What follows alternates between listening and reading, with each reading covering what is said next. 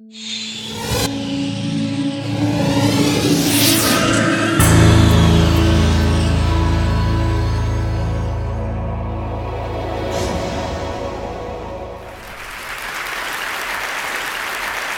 my brother called me in December of 1998, and he said, "The news does not look good." This is him on the screen. He'd just been diagnosed with ALS, which is a disease that the average lifespan is 3 years. It paralyzes you. It starts by killing the motor neurons in your spinal cord, and you go from being a healthy, robust 29-year-old male to someone that cannot breathe, cannot move, cannot speak. This has actually been, to me, a gift because we began a journey to learn a new way of thinking about life. And even though Stephen passed away 3 years ago, we had an amazing journey as a family. We did not even, I think adversity is not even the right word. We looked at this and we said, we're going to do something with this in an incredibly positive way. And I want to talk today about one of the things that we decided to do, which was to think about a new way of approaching healthcare, because as we all know here today, it doesn't work very well. I want to talk about it in the context of a story. This is the story of my brother, but it's just a story, and I want to go beyond the story and go to something more. Given my status, what is the best outcome I can hope to achieve? And how do I get there? Is what we are here to do in medicine, is what everyone should do. And those questions all have variables to them. All of our statuses are different. All of our hopes and dreams, what we want to accomplish is different, and our paths will be different. They are all stories. But it's a story until we convert it to data. And so what we do, this concept we had, was to take Stephen's status, what is my status, and go from this concept of walking, breathing, and then his hands, speak, and ultimately happiness and function. So the first set are pathologies. They end up in the stick man on his icon. But the rest of them are really what's important here. Because Stephen, despite the fact that he was paralyzed as he was in that pool, he could not walk. He couldn't use his arms. That's why he had the little floaty things on them. Do you see those? He was happy. We were at the beach. He was raising his son, and he was productive. And we took this, and we converted it into data. But it's not a data point at that one moment in time. It is a data point of Stephen in the context. Here he is in the pool, but here he is healthy as a builder, taller, stronger, got all the women, amazing guy. Here he is walking down the aisle, but he can barely walk now, so it's impaired. And he could still hold his wife's hand, but he couldn't do buttons on his clothes, can't feed himself. And here he is paralyzed completely, unable to breathe and move over this time journey. These stories of his life converted to data. He renovated my carriage house when he was completely paralyzed and unable to speak and unable to breathe, and he won an award for a historic restoration. So here's Stephen alone sharing the story in the world, and this is the insight, the thing that we are excited about, because we have gone away from the community that we are, the fact that we really do love each other and want to care for each other. We need to give to others to be successful. So Stephen is sharing this story, but he is not alone. There are so many other people sharing their stories, and not stories in words, but stories in data and words. And we convert that information into this structure, this understanding, this ability to convert those stories into something that is computable, to which we can begin to change the way medicine is done and delivered.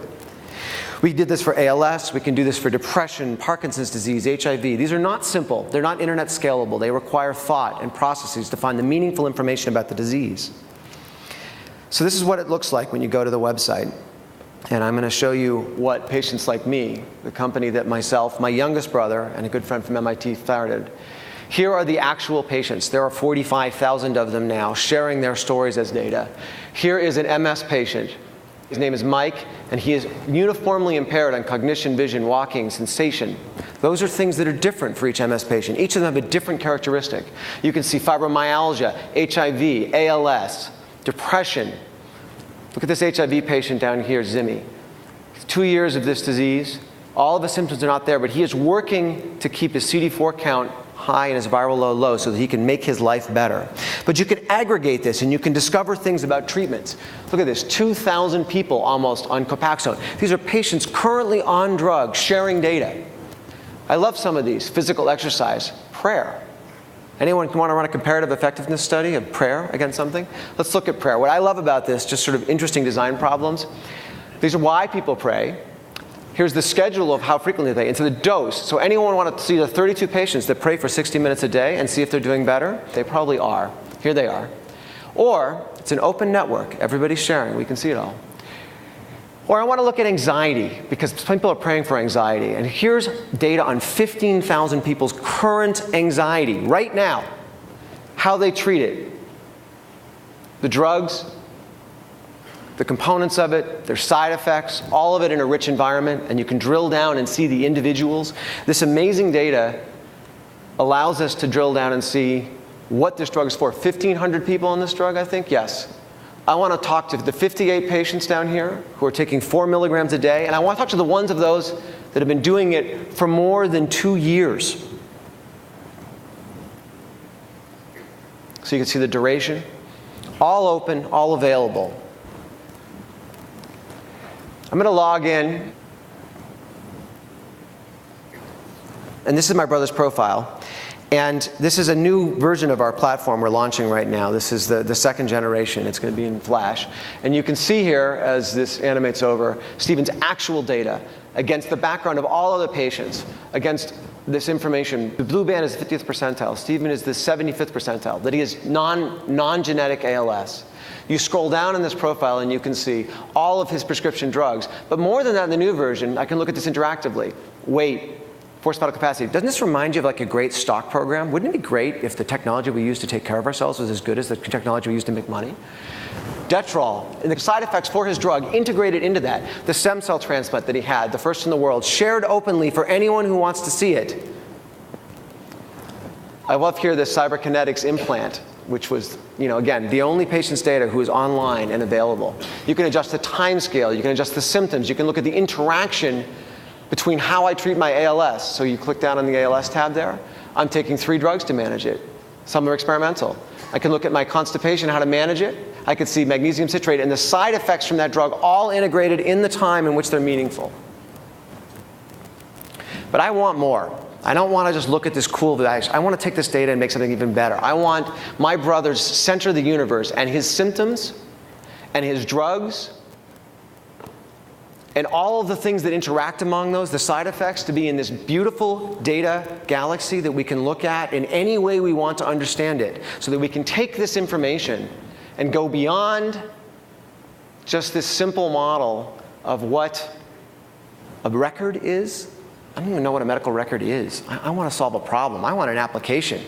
So can I take this data, rearrange yourself, put the symptoms on the left, the drugs across the top, tell me everything we know about Stephen and everyone else on what interacts. Years after he's had these drugs, I learned that everything he did to manage his excess saliva, including some positive side effects that came from other drugs, were making his constipation worse. And if anyone's ever had severe constipation and you don't understand how much of an impact that has on your life, yes, that was a pun. You're trying to manage these, and this grid is available here, and we want to understand it. No one's ever had this kind of information. So patients have this. We're for patients. This is all about patient healthcare. There is no doctors on our network. This is about the patients. So how can we take this and bring them a tool that they can go back and they can engage the medical system? And we looked hard, and we thought about it, and we said, what's something we can use all the time that we can use in the medical care system that everyone will understand? So the patients print it out, because hospitals usually block us because they believe we are a social network. It's actually the most used feature on the website. The doctors actually love this sheet, and they're actually really engaged. So we went from this story of Stephen and his history to data, and then back to paper, where we went back and engaged medical care system. And here's another paper. This is a journal, PNAS. I think it's the Proceedings of the National Academy of Science of the United States of America. You've seen multiple of these today when everyone was bragging about the amazing things they've done. This is a report about a drug called lithium. Lithium, that is a drug used to treat bipolar disorder, that a group in Italy found slowed ALS down in 16 patients and published it. Now, we'll skip the critiques of the paper. But the short story is, if you're a patient, you want to be on the blue line. You don't want to be on the red line, you want to be on the blue line, because the blue line is a better line. The red line's way downhill, the blue line's a good line. So, we said, we looked at this, and what I love also is that people always accuse these internet sites of promoting bad medicine and having people do things irresponsibly. So this is what happened when PNAS published this. 10% of the people in our system took lithium. 10% of the patients started taking lithium based on 16 patients of data in a bad publication. And they call the internet irresponsible.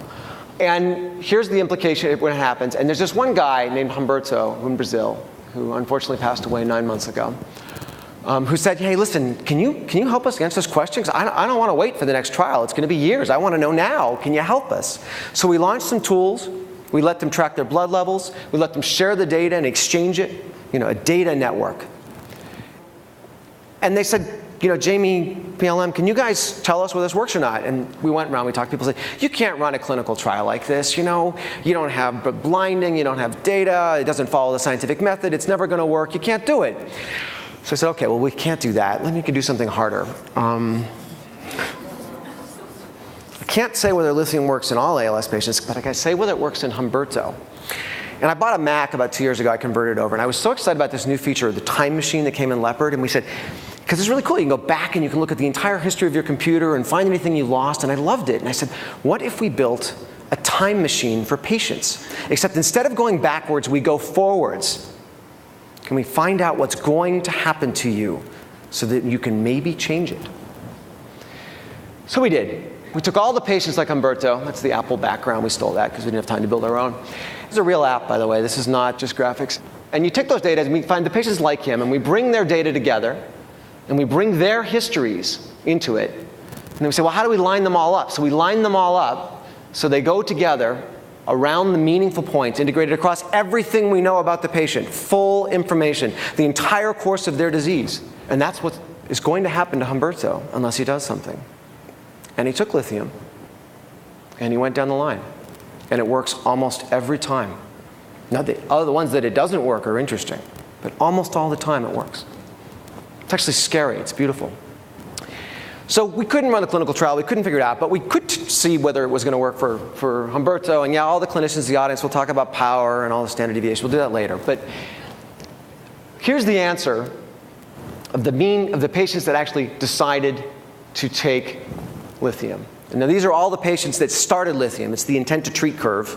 And you can see here the blue dots in the top, the light ones, those are the people in the study in PNAS that you wanted to be on, and the red ones are the ones, the pink ones at the bottom are the ones you didn't want to be. And the ones in the middle are all of our patients from the start of lithium at time 0, going forward, and then going backward. So you can see we matched them perfectly, terrifyingly accurate matching. And going forward, actually, you don't want to be a lithium patient this time. You're actually doing slightly worse. Not significantly, but slightly worse. You don't want to be the lithium patient this time. But that's the, there's a lot of people dropped out. The trial, there's too much dropout. Can we do the even harder thing? Can we go to the patients that actually decided to stay on lithium because they were so convinced they were getting better? And we asked our control algorithm, of those 69 patients, by the way, you'll notice that's 4 times the number of patients in the clinical trial. Can we look at those patients and say, can we match them with our time machine to the other patients that are just like them? And what happens? And even the ones that believe they were getting better match the controls exactly. Exactly. And those little lines, that's the power. So I can't tell you lithium doesn't work. I can't tell you that if you did it at a higher dose or you ran the study properly. I can tell you that for those 69 people that took lithium, they didn't do any better than the people that were just like them, just like me. And that we had the power to detect that at about a quarter of the strength reported in the initial study. And we did that 1 year ahead of the time when the first clinical trial funded by the NIH for millions of dollars failed for futility last week and announced it. So remember I told you about my brother's stem cell transplant. I never really knew whether it worked. I put 100 million cells in his cisterna magna in his lumbar cord and filled out the IRBs and did all this work, and I never really knew. And how did I not know? I didn't know what was going to happen to him. And I actually asked Tim, who's the quant in our group. We actually searched for about a year to find someone who could do this sort of math and statistics and modeling in healthcare. Couldn't find anybody. So we went to the finance industry, and there are these guys that used to model the future of interest rates and that kind of stuff. And some of them are available. So we hired one. We hired them, set them up, sits in MATLAB. I him and things. That's the way I communicate with him. It's like a little guy in a box. I said, I am Tim. I said, Tim, can you tell me whether my brother's stem cell transplant worked or not? And he sent me this 2 days ago. And it was a little outliers there. You see that guy that lived a long time? We have to go talk to him because I'd like to know what happened because something went different. But my brother didn't. My brother went straight down the line. It only works about 12 months. You know, it's the first version of the time machine. First time we ever tried it. We'll try and get it better later. But 12 months so far. You know, I look at this and I get really emotional. You look at the patients. You can drill on all the controls. You can look at them. You can ask them. And I found a woman that did. We found she was odd because she had data after she died. And her husband had come in and entered her last functional scores because he knew how much she cared. And I am thankful. I can't believe that these people, years after my brother died, helped me answer the question about whether an operation I did and spent millions of dollars on years ago worked or not. And I wished it had been there when I'd done it the first time. And I'm really excited that it's here now because the lab that I founded has some data on a drug that might work. And I'd like to show it. And I'd like to show it in real time now. And I want to do that for all of the diseases that we can do that for. I got to thank the 45,000 people that are doing this social experiment with us. There is an amazing journey we are going on to become human again, to be part of community again, to share of ourselves, to be vulnerable, and it's very exciting. So thank you.